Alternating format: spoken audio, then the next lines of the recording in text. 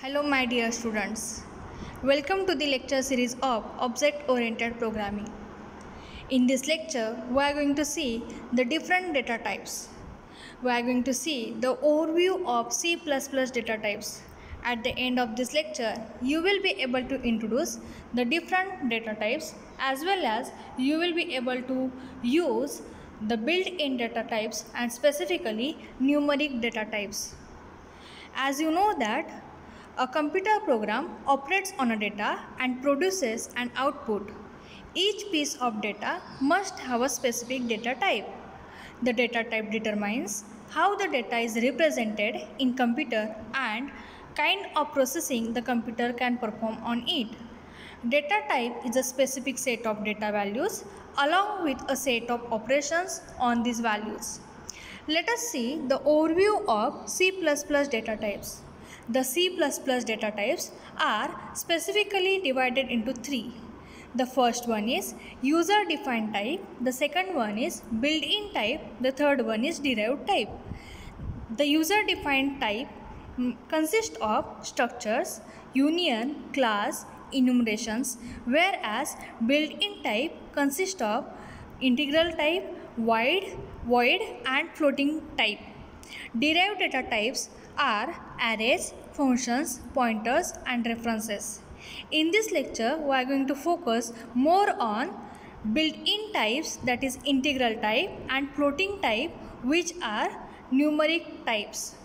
Integral types are further divided into char, short, int, long, bool, whereas floating type is further divided into float, double and long.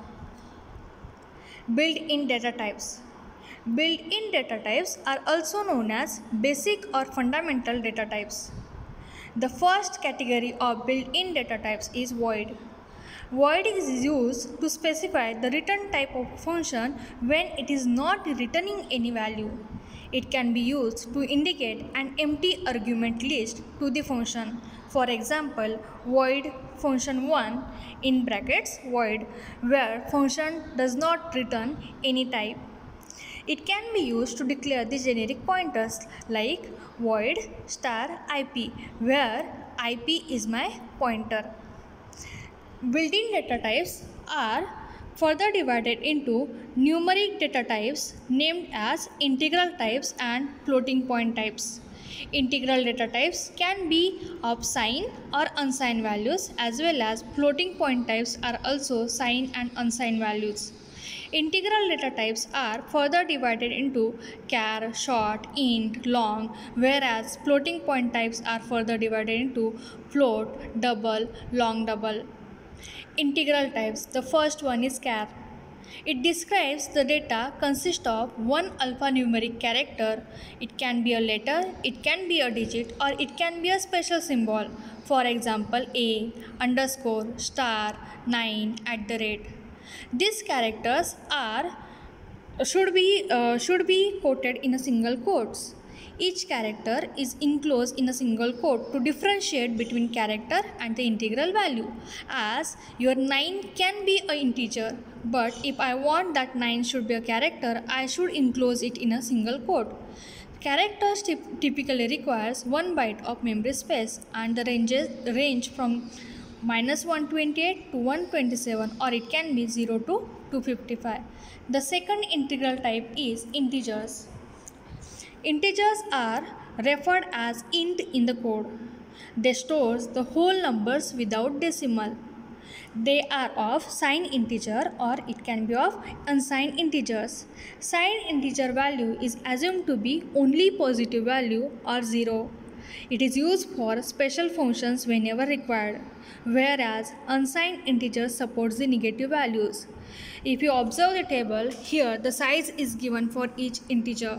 Short int has a size of 2 bytes, whereas the int has size 2 bytes and long int has a size of 4 bytes in the memory. There is no special standard for the numeric data types in C++. The names and range value changes depending upon the implementation and processor of the machine.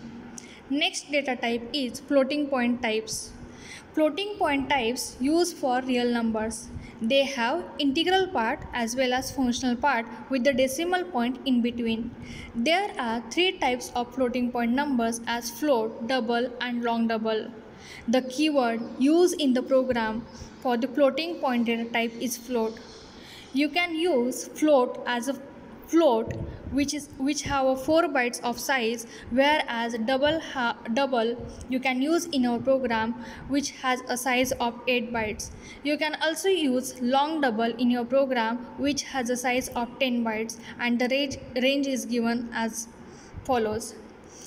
There is no single standard for numeric data types as floating point types also in C++. The values and the range changes depending upon the implementation and processor of the machine. I hope you have understood what are the numeric data types, and we are going to use those numeric data types for our operations. Thank you.